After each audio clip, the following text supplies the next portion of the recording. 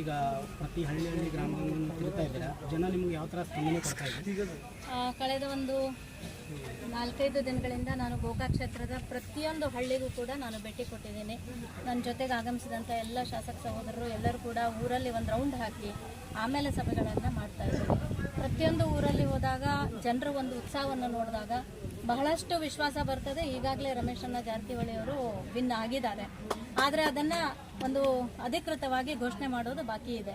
ಆ ರೀತಿಯಾಗಿ ಪ್ರತಿಯೊಂದು ಊರಲ್ಲಿ ಹೋದಾಗ ಮೂಲ ಭಾರತೀಯ ಜನತಾ ಪಕ್ಷದ ಕಾರ್ಯಕರ್ತರು ಮತ್ತು ರಮೇಶ್ ಅಣ್ಣ ಅವ್ರ ಜೊತೆಗಿರ್ತಕ್ಕಂಥ ಕಾರ್ಯಕರ್ತರು ಅವರಲ್ಲಿ ಯಾವುದೇ ಒಂದು ವೈಮನಸ್ಸು ಇಲ್ಲ ಅನ್ನೋದನ್ನು ನೋಡಿ ಬಹಳ ಸಮಾಧಾನ ಆಗ್ತದೆ. ಮತ್ತು ಇಬ್ಬರು ಕೂಡ ಕೈ ಜೋಡಿಸಿ ಎಲ್ಲನೂ ಕೂಡ ಒಳ್ಳೆ ರೀತಿಯಿಂದ ಅವರಿಗೆ ಆಯಾ ಊರುಗಳಲ್ಲಿ ಅಲ್ಲಿಯ ಕಾರ್ಯಕರ್ತರು, ಎರಡೂ ಪಕ್ಷದ ಕಾರ್ಯಕರ್ತರು, ರಮೇಶ್ ಅಣ್ಣ ಕಾರ್ಯಕರ್ತರು ಎಲ್ಲರೂ ಕೂಡ ಒಳ್ಳೆ ರೀತಿಯ ಮತದಾನ ಮಾಡುವಂಥ ನಿಟ್ಟಿನಲ್ಲಿ ಬಹಳ ಒಳ್ಳೆ ರೀತಿ ಪ್ರಾಮಾಣಿಕ ಪ್ರಯತ್ನವನ್ನು ಮಾಡ್ತಾ ಇದ್ದಾರೆ. ಇನ್ನೊಂದು ನಾನು ಗಮನಿಸಿದೆ, ನಾನು ಮೊದಲನೇ ದಿನ ಹಳ್ಳಿಗಳಲ್ಲಿ ಪ್ರಚಾರ ಮಾಡ್ತಿರ್ಬೇಕಾದ್ರೆ ಹೆಣ್ಮಕ್ಳು ಯಾರು ಕೂಡ ಹೊರಗೆ ಬರ್ತಿರ್ಲಿಲ್ಲ.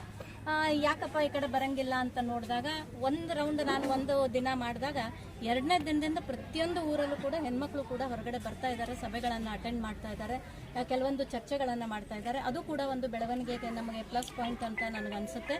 ಯಾಕಂದರೆ ಇಲ್ಲಿ ಅವರು 50% ಮತದಾರರು ಇರೋದ್ರಿಂದ ರಾಜಕೀಯ ಒಂದು ಏನು ರಾಜಕೀಯವಾಗಿ ಏನೇನು ನಡೀತದೋ ಅಥವಾ ಯಾವ ರೀತಿ ಒಳ್ಳೆ ಕೆಲಸವನ್ನು ಮುಖ್ಯಮಂತ್ರಿಗಳು ಪ್ರಧಾನಮಂತ್ರಿಗಳು ಮಾಡಿದ್ದಾರೆ ಅನ್ನುವಂಥ ಒಂದು ಅರಿವನ್ನು ಮೂಡಿಸುವಂಥ ನಿಟ್ಟಿನಲ್ಲಿ ಅದು ಕೂಡ ಒಂದು ಬಹಳಷ್ಟು ಹೆಲ್ಪ್ ಆಗ್ತಾ ಇದೆ.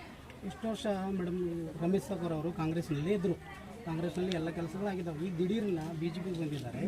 ನೀವು ಕಾಂಗ್ರೆಸ್ನಲ್ಲಿ ಇದ್ದಾಗ ಈ ಕೆಲಸಗಳಾಗಿದ್ದಾವೆ, ಈಗಾಗಿದೆ ಅಂತ ನಾವು ಯಾವುದೇ ರೀತಿ ಈಗ ಕೆಲಸಗಳಾಗಿದ್ದಾವೆ ಅನ್ನೋದು ನಾವು ಎಲ್ಲೂ ಕೂಡ ಉಲ್ಲೇಖ ಮಾಡಿಲ್ಲ. ಯಾಕಂದರೆ ಅವರು ಇನ್ನೂ ಕಾಂಗ್ರೆಸ್ನಿಂದ ಹೊರಗಡೆ ಬಂದು ನಮ್ಮ ಸರ್ಕಾರ ಈಗ ಪ್ರಾರಂಭ ಆಗಿ 2-3 ತಿಂಗಳಾಗಿರೋದ್ರಿಂದ ಮತ್ತು ಇಷ್ಟರಲ್ಲಿ ಕೆಲಸಗಳು ಆಗ್ತವೆ ಅಂತಕ್ಕಂಥ ಮಾತನ್ನು ನಾವು ಯಾರಿಗೂ ಹೇಳಿಲ್ಲ.